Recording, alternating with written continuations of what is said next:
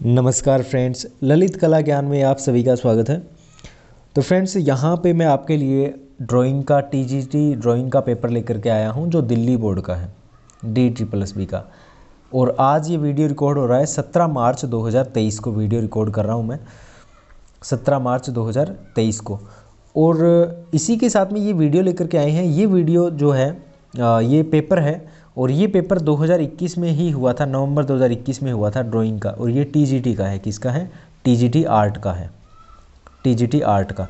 तो इस पेपर को हम देखेंगे कि इसमें किस प्रकार के क्वेश्चन आए हुए हैं और इससे हमें आइडिया लगेगा कि नेक्स्ट जो पेपर है वो हमारा कैसे होने वाला है। और इसी के साथ में आपको सभी को पता होगा कि दिल्ली बोर्ड की वैकेंसी आने वाली है अभी, और ड्राइंग टीचर टीजीटी की वैकेंसी आएगी। उसके अंदर लगभग 550 सीट्स जो हैं वो खाली हैं, 550 सीट्स पे वैकेंट आने वाली हैं। तो जो भी इसकी तैयारी करना चाह रहा है तो जल्दी जल्दी आप तैयारी कीजिए। और उसके अंदर जो अभी जैसे नेक्स्ट जो पेपर होगा हमारा, आगे वैकेंट आएगी, उसके अंदर क्या चीज़ें रहेगी, नेगेटिव मार्किंग होती है या नहीं होती, और आपको तैयारी किस हिसाब से करनी चाहिए, बुक कौन सी प्रेफर रहेगी। और तो ये सारी जो चीज़ें हैं हम एक उसके लिए अलग से वीडियो लेकर के आएंगे, उसमें हम ज़रूर ये बातें जो है वो डिस्कस करेंगे। तो पहले हम ये पेपर जो है वो देख लेते हैं फटाफट से। तो ये हमारा पहला पार्ट है, पहला वीडियो है, पहला पार्ट, ठीक है। उसके बाद में इसका सेकंड पार्ट भी है जो इस वीडियो के डिस्क्रिप्शन में आपको मिल जाएगा, वहाँ से जाकर के आप देख सकते हो। क्योंकि हर एक पेपर के अंदर 100 क्वेश्चन आते हैं, ठीक है। तो अगर 100 क्वेश्चन का वीडियो बनाते हैं तो वीडियो काफ़ी लंबा हो जाता है और हमें भी अपलोड करने में थोड़ी प्रॉब्लम होती है डेटा की वजह से। तो और वीडियो जो काफ़ी लंबा होता है इसलिए आपको देखने में प्रॉब्लम हो सकती है। तो इसलिए क्या है कि ये थोड़ा सा मतलब इसमें हो सकता है कि कम क्वेश्चन आपको मिले, लेकिन आप वीडियो जो है वो सारे अंत तक ज़रूर देखें। तो इसमें फटाफट से शुरू करते हैं कि इसमें हमारा जो पहला क्वेश्चन है वो क्या आया हुआ था कि जब दोनों पक्षों का दृश्य भार समान होता है तो इसे क्या कहा जाता है। तो इसमें बात क्या है, इसमें देखिए संतुलन के बारे में कर रहा है बात, संतुलन। तो संतुलन के बारे में आपको पता होना चाहिए, बैलेंस क्या होता है, संतुलन क्या होता है। देखिए, कोई भी पेंटिंग बनाते हैं तो उसमें बैलेंस करना ज़रूरी होता है। फॉर एग्जांपल, ये एक हमारे पास एक धरातल है, ठीक है। अब इसके अंदर हम कोई भी पेंटिंग बना रहे हैं। फॉर एग्जांपल, हमने यहाँ पे एक ग्लास बना दिया, क्या बना दिया? एक ग्लास, ये ग्लास बनाया है, ठीक है। अब इस ग्लास को अगर हम देखें तो ये क्या है, ये सिमेट्रिकल बैलेंस में है। इसको कैसे पहचान होगी? अगर हम इस पेपर के बीचों बीच लाइन अगर हम खींचें तो दो भाग हमें दिखाई देंगे और दोनों के दोनों भाग जो हैं वो अगर समान दिखाई दे रहे हैं तो वो कौन सा बैलेंस है? वो सिमेट्रिकल बैलेंस है। यानी कि इधर वाला पार्ट देखो पूरा का पूरा इतना ही है, इतना ही आधा गिलास दिखाई दे रहा है, इधर का सेम गिलास इधर की भी दिखाई दे रहा है, यानी कि ये आधा भाग इधर आधा भाग इधर हो गया। ये बैलेंस होता है सिमेट्रिकल बैलेंस। क्या होता है? सिमेट्रिकल बैलेंस होता है। लेकिन इसके अलावा दूसरा होता है असममित बैलेंस। इसके अंदर क्या होता है? ये हमारे पास कैनवास। अच्छा, इस सिमेट्रिकल बैलेंस के अंदर हम और भी कई सारी चीज़ें रख सकते हैं, मैं एग्जांपल अभी बता देता हूँ। पहले हम असममित के बारे में देख लेते हैं। इसमें अगर हम देखें कि जैसे फॉर एग्जांपल कोई भी इस तरीके से कोई नोक है जिसके ऊपर हम कह रहे हैं कि ये चीज़ हमने रख दी, ठीक है, इसके ऊपर ज़्यादा इधर है वजन, यहाँ पे हमने एक राउंड रख दिया इतना बड़ा सा, ठीक है।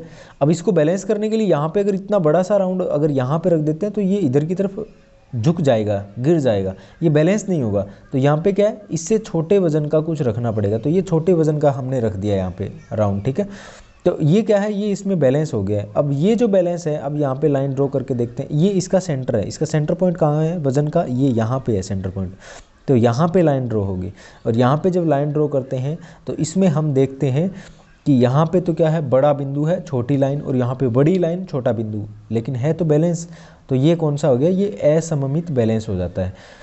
अगर हम खाली पेपर में भी ड्रॉ करते हैं ना, खाली पेपर में भी, तो भी ये बैलेंस में आएगा। फॉर एग्जांपल, यहाँ पे हम बड़ा बिंदु बना देते हैं ना, यहाँ पे बड़ा बिंदु बना दिया, इसका सेंटर पॉइंट यहाँ पे हम मान के चलते हैं, ये केंद्र बिंदु। तो इसका अगर हम यहाँ पे भी राउंड बनाते हैं ना तो ये पेपर में बैलेंस कर देता है। ये क्या कर देता है? ये बैलेंस कर देता है, ठीक है। ये पेपर में बैलेंस कर देता है। और इस एक की वजह से बैलेंस नहीं होगा, अब हमें इसमें 2 बिंदु और बनाने पड़ेंगे या 3 भी बनाने पड़ेंगे, इसके वजन के बराबर हो जाए। तो ये हमारा बैलेंस हो गया। तो ये बैलेंस कौन सा है? सिमेट्रिकल नहीं, सॉरी, एसिमेट्रिकल बैलेंस कहलाता है, ठीक है। अब देखिए सिमेट्रिकल बैलेंस के एग्जांपल के तौर पे अगर हम देखें, जैसे ताजमहल आपने देखा होगा, ताजमहल बना हुआ है, ठीक है, उसका गुम्बद बीच में है और यहाँ पे छोटी गुमटी भी होती है, बीच में आर्क बना हुआ है। देन उसके बाद में यहाँ पे भी कुछ इस तरीके से लाइन आ जाती है, इसमें भी कुछ इस तरीके से शेप बने हुए हैं।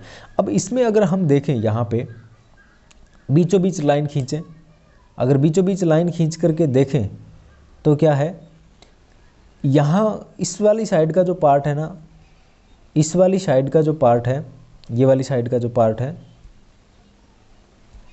ये वाली साइड का जो पार्ट और ये वाली साइड का पार्ट क्या है, दोनों के दोनों सेम नज़र आएंगे। तो ये क्या है, सिमेट्रिकल बैलेंस में। तो हो सकता है आपसे पूछ ले ताजमहल के बारे में भी, तो ये सिमेट्रिकल बैलेंस में जाएगा। उसके बाद में दूसरा क्वेश्चन है, अजंता की गुफा में बुद्ध, यशोधरा और राहुल से संबंधित चित्रकारी की गई है, कौन सी गुफा में? गुफा संख्या 17 में है। इसके बारे में क्या, थोड़ी सी इनकी लैंग्वेज थोड़ी सी पेचीदी रहती है, आपको समझना पड़ेगा। राहुल समर्पण, आपने पेंटिंग के बारे में सुना होगा, राहुल समर्पण, ये पेंटिंग अजंता की गुफा संख्या 17 में बनी हुई है। इसके अंदर क्या बना हुआ है कि एक तो राहुल है जो बुद्ध भगवान का बेटा है और यशोधरा बुद्ध भगवान की पत्नी है, ठीक है, बुद्ध भगवान की ये पत्नी है। तो ये चीज़ इसमें हमें नज़र आते हैं।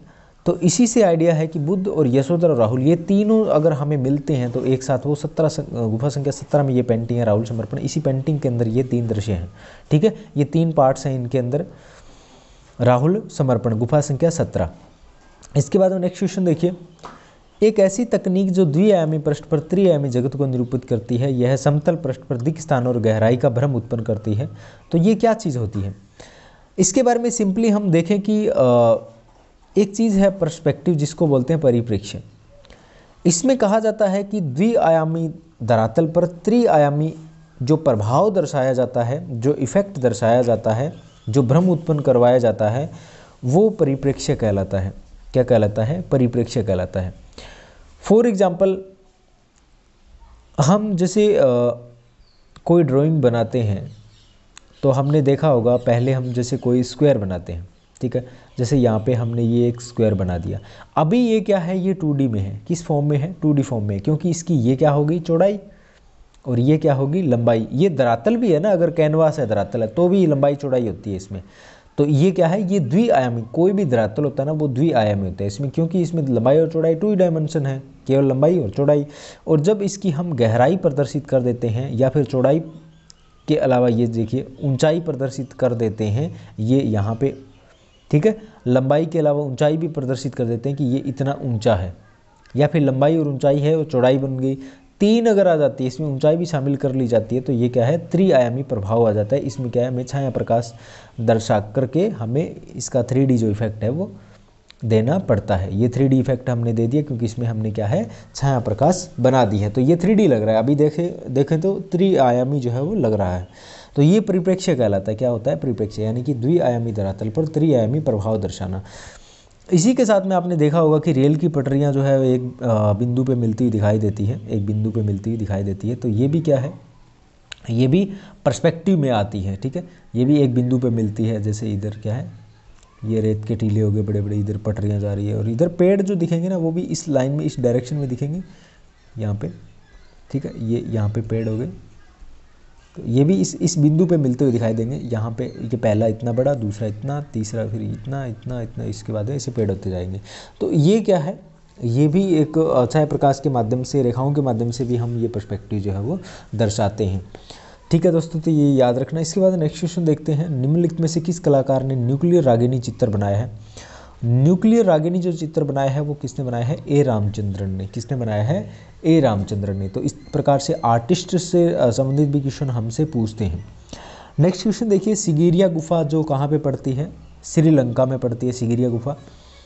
उसके अंदर कौन सा रंग प्रयोग में नहीं लिया गया? दोस्तों ये बड़ा शानदार क्वेश्चन पूछा है। नीला रंग जो है वो सिगिरिया गुफा में काम में नहीं लिया गया है, इस्तेमाल में नहीं लिया गया, और लाल पीला हरा ये काम में लिए गए, लेकिन ब्लू कलर जो है ना वो यूज़ में नहीं लिया गया। ये इसकी खास विशेष बात है। इसके अलावा नेक्स्ट क्वेश्चन पे चलते हैं, नर्तकों के हरे रंग के चित्र और शिकारियों के लाल रंग की चित्रकारी किस काल से संबंधित है? किस काल से संबंधित है? तो ये है अपर उच्च पूरा पाषाण काल से संबंधित, यानी उच्च पूरा पाषाण काल से संबंधित है, अपर पूरा पाषाण काल से संबंधित है। हरे रंग के नर्तक बनाए गए हैं, शिकारियों को लाल रंग से चित्रकारी की गई है। और ये कौन से हैं? प्रागैतिहासिक पेंटिंग की बात चल रही है। प्रागैतिहासिक जो चित्रकला है उस समय की बात चल रही है।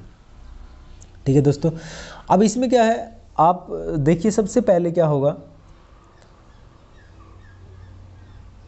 सबसे पहले क्या होगा, नियोलिथिक, फिर मेसोलिथिक, फिर उसके बाद में पैलियोलिथिक, पूरा पाषाण काल। ठीक है, नवपाषाण काल, मध्य पाषाण काल और पूरा पाषाण काल। पूरा, मध्य और नव, पैलियोलिथिक, मेसोलिथिक और नियोलिथिक। सॉरी, पहले पैलियोलिथिक होगा, सबसे पहले क्या होगा, पैलियोलिथिक, देन उसके बाद में क्या होगा, मेसोलिथिक, और उसके बाद में लास्ट में क्या होगा, नियोलिथिक होगा। लास्ट में क्या होगा, नियोलिथिक। तो ये एक बार आप देख लेना। तो इसमें क्या है, ये लाल रंग से चित्रकारी और शिकारियों के लाल रंग से चित्रकारी और हर्तकों को सॉरी नर्तकों के हरे रंग की चित्र, ये चीज़ें हमें ज़्यादातर देखने को मिलती हैं। जैसे भीमबेटका वगैरह गुफाएं हैं वहाँ पे मिलती है, और वो नवपाषाणकालीन है। कौन से कालीन है? नवपाषाणकालीन है, याद रखना। प्रागैतिहासिक काल, तो इसका मतलब प्रागैतिहासिक काल से संबंधित भी क्वेश्चन आते हैं। और एक चीज़ और ख्याल रखना, DT+B जो है ये थोड़े से क्वेश्चन जो है वो लाइक नेट से रिगार्डिंग भी ऐसे क्वेश्चन हमें देखने को मिल रहे हैं। जैसे वेब डिज़ाइन है, अप्लाइड आर्ट से संबंधित क्वेश्चन पूछ रहे हैं, ये सारे आते हैं अप्लाइड आर्ट में, और अप्लाइड आर्ट से भी क्वेश्चन हमसे पूछ रहे हैं। ये देखिए वेब डिज़ाइन, और वेब डिज़ाइन के बारे में मतलब क्या आइडिया रहेगा हमें, तो ऐसे क्वेश्चन भी आए हुए हैं। तो याद रखना, विज्ञापन से संबंधित, ये वेब डिज़ाइन से संबंधित ऐसे क्वेश्चन मिलते हैं जो अप्लाइड आर्ट कहलाता है। ठीक है, अब इसमें देखिए निम्नलिखित में से कौन सा सिद्धांत वेब डिज़ाइन के लिए उपलब्ध नहीं है, उपयुक्त नहीं है।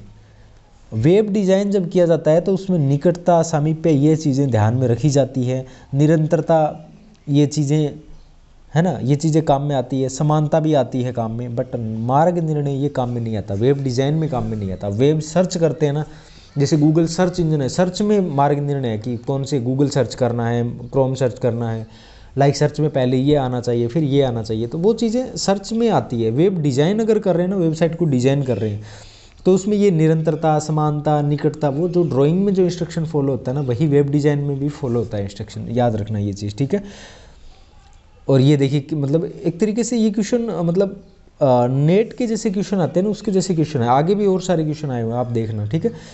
और इसके बाद नेक्स्ट क्वेश्चन देखिए, निम्नलिखित में से किस कलाकार ने उमा नामक चित्र बनाया था? उमा नामक जो चित्र बनाया है वो किसने बनाया है? अवनींद्रनाथ ठाकुर ने।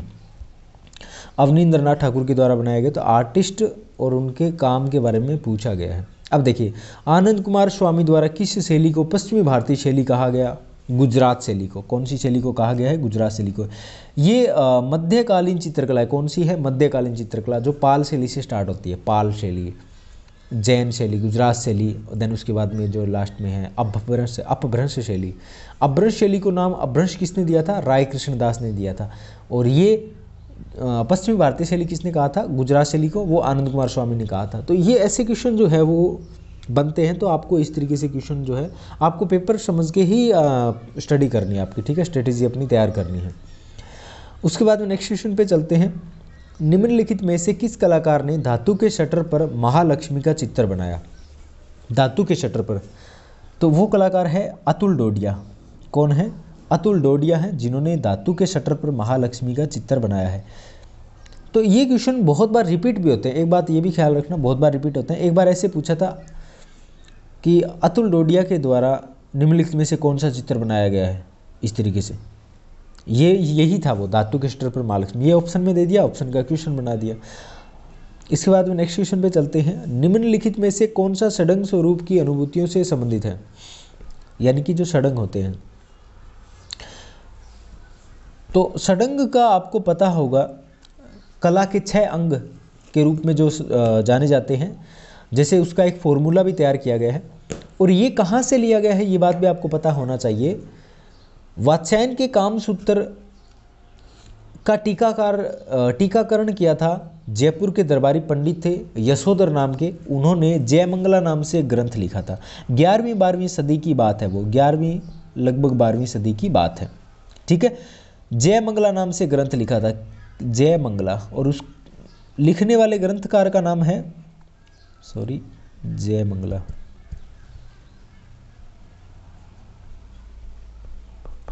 जयमंगला नाम का ग्रंथ लिखा था।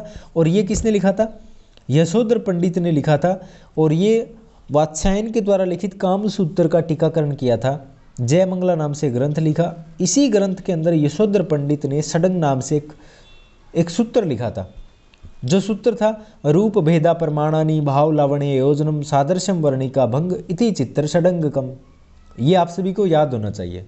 तो ये क्या है, कला के 6 अंग बताए थे, रूप भेद, प्रमाण, भाव, लावण्य, ठीक है, रूप भेदा प्रमाण, भाव लावण्य योजनम सादृश्यम, सादृश्य, उसके बाद में वर्णिका भंग यानी कि वर्ण, सादृश्यम वर्णिका भंग इति चित्र षडंगकम। तो ये चीज़ है, ठीक है, ये 6 अंग हो गए। इसमें क्या है, इन्होंने पूछा है अनुभूतियों से संबंधित है। अनुभूति किससे होती है, भाव से होती है। तो भाव से क्या होती है, अनुभूति होती है। तो षडंग की स्वरूप की अनुभूति किससे होती है, भाव से, हमारे इमोशन से, ठीक है, अनुभूति भाव से होती है। नेक्स्ट क्वेश्चन देखिए, एलिफेंटा की गुफाओं में स्थित प्रसिद्ध कलाकृति सदाशिव की कितनी ऊंचाई है। पहले बात ये कि एलिफेंटा की गुफाएं हैं कहाँ पे। एलिफेंटा जो गुफाएं हैं वो महाराष्ट्र में पड़ती है। और कहाँ पे पड़ती है, महाराष्ट्र में मुंबई में पड़ती है। कहाँ पे पड़ती है, मुंबई में, महाराष्ट्र में मुंबई में है। और इसके अंदर जो त्रिमूर्ति सदाशिव की है उसकी ऊंचाई कितनी है, 7 मीटर है। त्रिमूर्ति सदाशिव की जो ऊंचाई है वो कितनी है, 7 मीटर। तो ये बड़ा ही शानदार क्वेश्चन पूछा है। उसके बाद में देखिए, यूनेस्को का विश्व धरोहर स्थल वेरूल कहाँ पे है। बहुत ही शानदार क्वेश्चन है। यही स्टाइल होती है DT+B के पेपर पूछने की। अब वेरूल लोग कन्फ्यूजन में चले जाते हैं। एलोरा का दूसरा नाम है ये वेरूल। किसका दूसरा नाम है, एलोरा का दूसरा नाम है। एलोरा का दूसरा नाम है वेरूल। इसको वेरूल भी कहा जाता है, पहले कहा जाता था। और ये कहाँ पे पड़ती है, महाराष्ट्र के औरंगाबाद में। और एलोरा के पास में ही कौन सी गुफाएं हैं, अजंता की गुफाएं। ये एलोरा अजंता दोनों नज़दीक ही हैं, जो महाराष्ट्र के औरंगाबाद जिले में पड़ती है, दोनों की दोनों। एलोरा को वेरूल कहा जाता है, अजंता अलग हो गई, ठीक है। इसको क्या है, यूनेस्को के विश्व धरोहर स्थल में शामिल किया गया है। अजंता को भी किया गया था, इसको भी किया गया है। नेक्स्ट क्वेश्चन देखते हैं। ये 2021 में पेपर हुआ था, तो 2020 का ये क्वेश्चन पूछा था उन्होंने, क्योंकि उसमें अकबर पदमसी की डेथ हुई थी। इसके बाद में नेक्स्ट क्वेश्चन पे चलते हैं। भारत में किस काल में सर्वप्रथम सेल चित्रों की खोज हुई थी। तो सेल चित्रों की खोज 1867-68 में हुई थी। कहाँ पे हुई थी, मिर्ज़ापुर में हुई थी, मिर्ज़ापुर में। और किसने की थी, किसने की थी, आर्चिबल कार्लाइल। किसने, कार्लाइल ने की थी। आर्चिबल कार्लाइल, जो काकबर्न, जॉन काकबर्न भी थे बाद में, उन्होंने भी खोज की थी। तो ये वही है, ठीक है। भारत में सबसे पहले ये खोज हुई थी मिर्ज़ापुर में 1867-68 में। जो प्रागैतिहासिक कालीन जो चीज़ें थी उसकी खोज हुई है, ठीक है, प्रागैतिहासिक कालीन सेल चित्रों की। इसके बाद में नेक्स्ट क्वेश्चन पे चलते हैं। प्रसिद्ध कलाकार A.A. अलमेलकर का सही पूरा नाम क्या है। तो इसका पूरा नाम है अब्दुल रहीम अप्पा भाई अलमेलकर। बहुत ही शानदार क्वेश्चन पूछा है। और ये जो आर्टिस्ट हैं उनके पूरे नाम क्या है, उसका वीडियो मैंने बनाया हुआ है पहले से। और आर्टिस्ट के पूरे नेम, ये वीडियो डिस्क्रिप्शन में लिंक दे दिया मैंने, वहाँ से जाकर के आप देख लो, ठीक है। पहले भी ये वीडियो पूरा देख लो, उसके बाद में ये ज़रूर देखना आप, क्योंकि ऐसे क्वेश्चन पूछते हैं। और यहाँ पे क्या एक एक क्वेश्चन हमारे लिए मायने रखता है। तो ये चीज़ आप ज़रूर ध्यान में रहें कि ये वीडियो मैंने बना रखा है, और आप अपने नोटबुक में अच्छे तरीके से वीडियो को देखो, उसको प्यूज कर करके आप जो है जितने भी आर्टिस्ट नेम हैं उनके पूरे नेम लिख लो। पहले वीडियो देख लो आराम से एक बार, तो ऑटोमेटिकली दिमाग में आ जाएगा। बार बार वीडियो देखो, कोई दिक्कत नहीं है। रजिस्टर में लिख लो, बाद में आप रटो उनको, बार बार पढ़ो, तो अपने आप याद रह जाएगा। A.L. अलमेलकर का पूरा नाम, यानी कि बहुत सारे आर्टिस्ट, अहमद हुसैन का पूरा नाम क्या है, F.N. शूजा का पूरा नाम क्या है, K.K. हेबर का पूरा नाम क्या है, N.S. बेंद्रे का पूरा नाम क्या है। बहुत सारे आर्टिस्ट हैं जिनके पूरे नाम जो है हमसे पूछ सकते हैं। A.L. अलमेलकर का पूरा नाम क्या है, K.S. कुलकर्णी का पूरा नाम क्या है। तो इसमें क्या है, अब्दुल रहीम अप्पा भाई अलमेलकर इसका पूरा नाम है। तो आर्टिस्ट के पूरे नाम भी हमसे पूछ लेते हैं। नेक्स्ट क्वेश्चन, भीमबेटका के चित्रों में प्रयोग हरा रंग जो बना है वो कौन से पत्थर से बना है, ऐसा क्वेश्चन जो है वो पूछा है। हरा रंग, देखिए लेपिस लाजुली से कौन सा रंग बनता है, आपको पता है। लेपिस लाजुली से नीला रंग बनता है। कौन सा रंग बनता है, लेपिस लाजुली से नीला रंग बनता है। लेपिस लाजुली से नीला रंग बनता है। कैल्सेडोनी जो है इससे हरा रंग बनता है। कौन सा रंग बनता है, हरा रंग। तो ये हरे रंग का पत्थर है कैल्सेडोनी, जो भीमबेटका के अंदर काम में लिया गया था। इसके बाद में नेक्स्ट क्वेश्चन पे चलते हैं। निम्नलिखित में से किस सचित्र पुस्तक में महावीर जैन तीर्थंकर के जन्म की घटनाएं चित्रित है? महावीर जैन तीर्थंकर, जैन धर्म से संबंधित ग्रंथ कल्पसूत्र। कौन सा? कल्पसूत्र। आपको पता है ये तो बहुत फेमस है। तो इसमें क्या है? जन्म की घटनाएं हैं, जैन तीर्थंकर महावीर के जन्म की घटनाएं किसमें है? कल्पसूत्र में। इसके बाद में नेक्स्ट क्वेश्चन देखते हैं। यूनेस्को द्वारा निम्नलिखित में से किस पुरातात्विक स्थल को 2021 में विश्व धरोहर सूची में सम्मिलित किया गया? 2021 में करंट में अगर कोई यूनेस्को ने अगर किसी पुरातात्विक स्थल को धरोहर सूची में शामिल किया गया हो, करंट में ऐसी कोई चीज़ें जो आर्ट से संबंधित हम पढ़ते आ रहे हैं उसमें कुछ चेंजेस हुए हो, ऐसा कुछ हुआ हो, तो वो चीज़ें आप ज़रूर ध्यान में रहें। कोई आर्टिस्ट की अगर डेथ हुई हो तो ऐसे क्वेश्चन जो है वो बनते हैं। इसमें ये पूछ लिया तो उस समय किसको किया गया था? धोलावीरा को। ठीक है, धोलावीरा। और धोलावीरा का मतलब शाब्दिक अर्थ क्या होता है? सफ़ेद कुआं। और कालीबंगा का शाब्दिक अर्थ क्या है? काले रंग की चूड़ियाँ। और धोलावीरा कहाँ पे पड़ता है? गुजरात में। लोथल कहाँ पे पड़ता है? गुजरात में। कालीबंगा कहाँ पे पड़ता है? हनुमानगढ़ में, राजस्थान हनुमानगढ़ में। हड़प्पा कहाँ पे पड़ता है? हड़प्पा पाकिस्तान में पड़ता है, रावी नदी के किनारे। ठीक है। और कालीबंगा कहाँ पे है? राजस्थान के हनुमानगढ़ में। जो कौन सी नदी है? घग्गर नदी। लोथल बोगवा नदी। धोलावीरा कौन सी नदी है? लूनी नदी। ठीक है, आप देखना मैप के अंदर आप सर्च करना इसको। और आप ये चीज़ें अगर आपको समझ में नहीं आ रही है ना, नदी कौन सी है पास में, तो आप गूगल जो मैप होता है ना, गूगल मैप मोबाइल में, वहाँ पे धोलावीरा सर्च करो और थोड़ा सा जूम करके थोड़ा सा छोटा करके देखो, पास में नदी आएगी आपको, वहाँ पे दिख जाएगी। ठीक है। उसके बाद में नेक्स्ट क्वेश्चन है, माउंटेन वुमेन का चित्र कौन बनाया? ऐसे क्वेश्चन जो है माउंटेन वुमेन, तो आर्टिस्ट कौन है इसका? ललित मोहन सेन है। कौन है? ललित मोहन सेन। माउंटेन वुमेन तो आर्टिस्ट और उससे संबंधित कि ये जो चित्र है वो किसने बनाया है, ऐसे क्वेश्चन जो है वो हमसे पूछ लेते हैं। तो ये डिसिप्लिन हमारा 1 कंप्लीट हो गया। उसके बाद में डिसिप्लिन 2 आ गया। ये पार्ट हम दूसरा लेकर के आएंगे। ये पार्ट हमारा पहला हो गया कंप्लीट। तो आशा करता हूँ ये वीडियो आपको पसंद आ रहे होंगे। और इसी के साथ में मैं आपको बता दूं, आप अगर हमारे चैनल पर नए हो तो प्लीज़ हमारे चैनल को सब्सक्राइब कर लीजिए, साथ में बेल आइकन है वो भी प्रेस कर लेना। और वीडियो अगर पसंद आ रही है तो लाइक करो और कमेंट करके कोई भी आपकी क्वेरीज हैं, कोई भी क्वेश्चन है तो आप हमसे कर सकते हैं। ठीक है, कमेंट करें, आप कोई दिक्कत नहीं है। तो इसी वीडियो में इतना ही। अभी के लिए धन्यवाद।